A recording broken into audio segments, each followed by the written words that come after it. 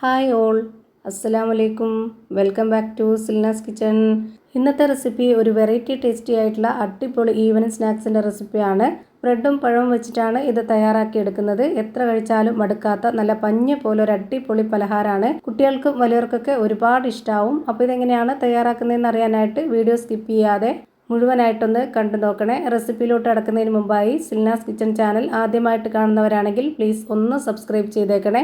ഒപ്പം തന്നെ ഈ വീഡിയോസ് നിങ്ങൾക്ക് ഇഷ്ടപ്പെടുകയാണെങ്കിൽ ഒരു ലൈക്ക് ചെയ്ത് ഷെയർ ചെയ്ത് സപ്പോർട്ട് ചെയ്യാനും മറക്കരുത്. ഇനി നമുക്ക് ഇതെങ്ങനെയാണ് തയ്യാറാക്കുന്നതെന്ന് നോക്കാം. ഇതിനായി ഒരു 5 ബ്രെഡ് എടുത്തതിന് ശേഷം ഒരു മിക്സിയുടെ ജാറിലിട്ടിട്ട് നല്ലപോലെ പൊടിച്ച് മാറ്റി വെച്ചിട്ടുണ്ട്. ഇനി അടുത്തതായിട്ട് നല്ലപോലെ പഴുത്ത നേന്ത്രപ്പഴം എടുത്തിട്ടുണ്ട്. തൊലിയൊക്കെ കറുത്ത് നന്നായിട്ട് പഴുത്തു പോയതായാലും കുഴപ്പമില്ല. ഇവിടെ അത്യാവശ്യം പഴുത്തത് തന്നെയാണ് ഞാനും എടുത്തിട്ടുള്ളത്. നല്ല പോലെ പഴുത്ത പഴം വേണം ഈ ഒരു പലഹാരത്തിന് വേണ്ടി എടുക്കാനായിട്ട്. ഇപ്പം ഞാനിത് ചെറുതായിട്ട് കട്ട് ചെയ്തെടുക്കുന്നുണ്ട്. ഇതാ ഇതുപോലെ. ഓരോരുത്തർക്കും എത്രയാണോ പലഹാരം വേണ്ടത് അതിനനുസരിച്ച് നേന്ത്രപ്പഴവും അതുപോലെ ബ്രെഡും എടുക്കാവുന്നതാണ്. ഞാനിപ്പോൾ ഇവിടെ 5 ബ്രെഡും അതുപോലെ 2 നേന്ത്രപ്പഴവും വെച്ചിട്ടാണ് ചെയ്തിട്ടെടുക്കുന്നത്. ഇപ്പോൾ ഇതാ 2 പഴവും കട്ട് ചെയ്ത് മാറ്റിയിട്ടുണ്ട്. അടുത്തതായിട്ട് സ്റ്റവിലേക്ക് ഒരു പാൻ വെച്ച് കൊടുത്തതിന് ശേഷം കുറച്ച് ബട്ടർ ഉരുക്കിയത് ഒഴിച്ചു കൊടുക്കുന്നുണ്ട്. നേരത്തെ തന്നെ വേറൊരു ആവശ്യത്തിന് വേണ്ടിയിട്ട് ഉരുക്കി വെച്ചിരുന്ന ബട്ടറാണ്. അതിൽ നിന്ന് കുറച്ചതിലേക്ക് ഒഴിച്ചു കൊടുത്തിട്ടുണ്ട്.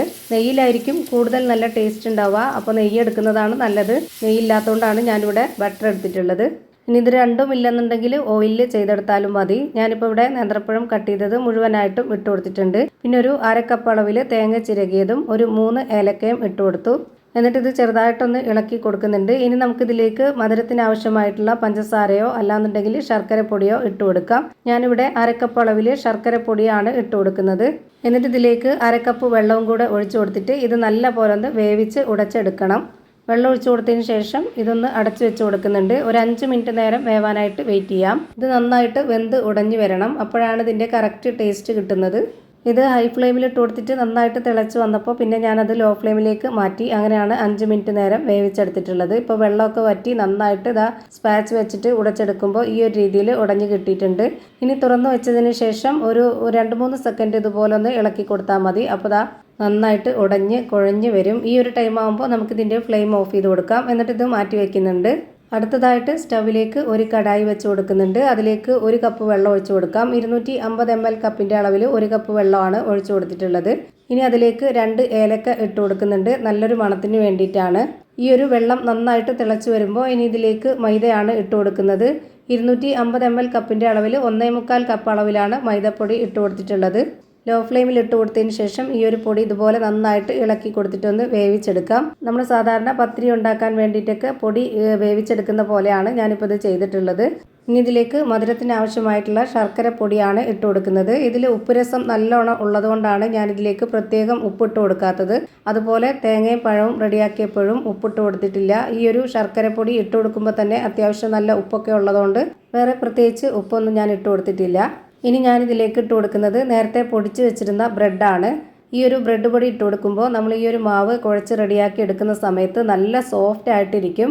ഈ മാവ് നമുക്ക് കഴിക്കുമ്പോൾ പ്രത്യേക ടേസ്റ്റ് ആയിരിക്കും. നല്ല സോഫ്റ്റും മയമൊക്കെ ഉള്ളതുകൊണ്ട് ഇതുപോലെ ഓരോന്നും ഘട്ടം ഘട്ടമായിട്ട് ഇട്ട് കൊടുത്തിട്ട് വേണം ഇങ്ങനെ വേവിച്ചെടുക്കാനായിട്ട്. ഇനി നമുക്കിതിൻ്റെ ഫ്ലെയിം ഓഫ് ചെയ്ത് കൊടുക്കാം. ഫ്ലെയിം ഓഫ് ചെയ്തതിന് ശേഷം ചെറിയൊരു ചൂടോടുകൂടി വേണം ഇത് കുഴച്ചെടുക്കാനായിട്ട്. എങ്കിലേ നമുക്ക് നല്ല ഒരു കറക്റ്റ് പരുവത്തിന് കിട്ടുള്ളൂ.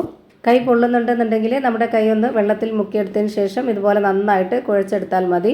ഇതിലേക്ക് വേറെ വെള്ളമൊന്നും വേണ്ടി വന്നിട്ടില്ല. ഇപ്പോൾ ഇതാ നല്ല പോലെ കുഴച്ച് റെഡിയാക്കി എടുത്തിട്ടുണ്ട്. ഇനി നമുക്ക് ഇതിൽ നിന്ന് കുറച്ചായിട്ട് എടുത്തിട്ട് ബോൾസ് ആക്കിയിട്ട് മാറ്റാവുന്നതാണ്. ഇനി നമുക്ക് ഇഷ്ടമുള്ള ഷേപ്പിൽ ആകൃതിയിലൊക്കെ ചെയ്തിട്ട് എടുക്കാവുന്നതാണ്. ഞാനിപ്പോൾ ഇതാ ഈ ഒരു ഷേപ്പിലാണ് ചെയ്യുന്നത്. അതിന് വേണ്ടിയിട്ട് ഇവിടെ ബോൾ ഷേപ്പിലാക്കി എടുത്തിട്ടുണ്ട്. എല്ലാം ഇതുപോലെ റെഡിയാക്കി വെച്ചതിന് ശേഷം ഞാനൊരു ബോർഡിലേക്ക് കുറച്ച് മൈദപ്പൊടി ഇട്ട് കൊടുത്തിട്ട് അതിലേക്ക് ഒരു മാവ് വെച്ച് കൊടുക്കുന്നുണ്ട്. എന്നിട്ട് ഇതുപോലെ നന്നായിട്ടൊന്ന് പരത്തുന്നുണ്ട്. നല്ല നൈസായിട്ടല്ല, കുറച്ച് കട്ടിയായിട്ട് ഈ ഒരു പരുവത്തിൽ വേണം പരത്തിയെടുക്കാനായിട്ട്. അപ്പോൾ ഇതാ ഒരെണ്ണം ഈ ഒരു രീതിയിൽ പരത്തിയെടുത്തിട്ടുണ്ട്. അത് മാറ്റി വെച്ചതിന് ശേഷം അടുത്തത് ഒരെണ്ണം കൂടെ പരത്തിയെടുക്കുന്നുണ്ട്. അതും നമുക്ക് ആ ഒരു വലുപ്പത്തിൽ തന്നെ പരത്തിയെടുക്കാം. നല്ല സോഫ്റ്റ് ആയിട്ടിരിക്കുന്നതുകൊണ്ട് പെട്ടെന്ന് തന്നെ നമുക്ക് പരന്ന് കിട്ടും. ഇപ്പോൾ ഇതുപോലെ റെഡിയാക്കിയതിന് ശേഷം ഇനി ഇതിലേക്ക് നേരത്തെ റെഡിയാക്കി വെച്ചിട്ടുള്ള ആ ഒരു പഴത്തിൻ്റെ മിക്സ് വെച്ച് കൊടുക്കാം. ഈ ഒരു ഫില്ലിങ്സ് ഞാൻ അത്യാവശ്യം നല്ല രീതിയിൽ വെച്ച് കൊടുക്കുന്നുണ്ട്. നിങ്ങൾക്ക് ഓരോരുത്തർക്കും എത്രയാണോ വേണ്ടത് അതിനനുസരിച്ച് വെച്ച് കൊടുക്കുക. ഇനി നമ്മൾ ആദ്യം പരത്തി വെച്ചിരുന്ന ആ ഒരു മാവ് കൂടി ഇതിന് മുകളിലേക്ക് വെച്ച് കൊടുത്തിട്ട് ഇത് കറക്റ്റായിട്ടൊന്ന് ഇരിക്കാൻ വേണ്ടിയിട്ട് കട്ട് ചെയ്തെടുക്കാം. ഇതുപോലൊരു വക്കുള്ള പാത്രം വെച്ചിട്ട് ഞാൻ കട്ട് ചെയ്തെടുത്തിട്ടുണ്ട്. കട്ട് ചെയ്തെടുത്ത മാവ് നമ്മൾ കളയേണ്ട ആവശ്യമില്ല, നമുക്ക് വീണ്ടും അത് പരത്തിയെടുക്കാവുന്നതാണ്. ഇതുപോലെ ഞാനിപ്പോൾ എല്ലാം റെഡിയാക്കി എടുത്തിട്ടുണ്ട്. ഭയങ്കര സിമ്പിളാണ്, പെട്ടെന്ന് റെഡിയാക്കി എടുക്കാൻ പറ്റുന്നുണ്ട്. ഇങ്ങനെ ഞാനെല്ലാം റെഡിയാക്കി ഒരു പാത്രത്തിലേക്ക് മാറ്റിയിട്ടുണ്ട്. അടുത്തതായിട്ട് സ്റ്റവിലേക്ക് ഒരു പാൻ വെച്ച് കൊടുത്തതിന് ശേഷം ഫ്ലെയിം ഓണാക്കി അതിലേക്ക് കുറച്ച് ഓയിൽ ഒഴിച്ചു കൊടുക്കാം. ഓയിൽ വളരെ കുറച്ച് മാത്രമേ ഒഴിച്ചു കൊടുക്കാവുള്ളൂ. എന്നിട്ട് ലോ ഫ്ലെയിമിൽ ഇട്ട് കൊടുത്തതിന് ശേഷം ഒരു ഭാഗം നന്നായി വേവിക്കുക. ഫ്ലെയിം കൂട്ടി വെച്ചാൽ ബ്രെഡ് ഉള്ളതുകൊണ്ട് പെട്ടെന്ന് കരിഞ്ഞു പോവും, അതുകൊണ്ട് ലോ ഫ്ലെയിമിലിട്ട് തന്നെ വേവിച്ചെടുക്കുക.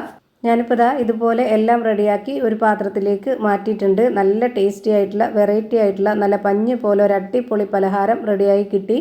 ഇതിൻ്റെ അകത്തെ ഫില്ലിങ്സ് എങ്ങനെയായിരിക്കുന്നതെന്ന് ഞാനിപ്പോൾ കട്ട് ചെയ്ത് കാണിച്ചു തരാം. നല്ല ഫില്ലിങ്സോട് കൂടിയ നല്ല ടേസ്റ്റി ആയിട്ടുള്ള ഒരു പഞ്ഞ് പോലത്തെ പലഹാരമാണ്. അപ്പോൾ ഇത്രയേ ഉള്ളൂ ഇന്നത്തെ വീഡിയോ ഇഷ്ടമായ ലൈക്ക് ചെയ്യാനും കമൻറ്റ് ചെയ്യാനും ഷെയർ ചെയ്യാനും മറക്കരുത്. പുതിയൊരു വീഡിയോയുമായി വീണ്ടും വരും. Thank you for watching.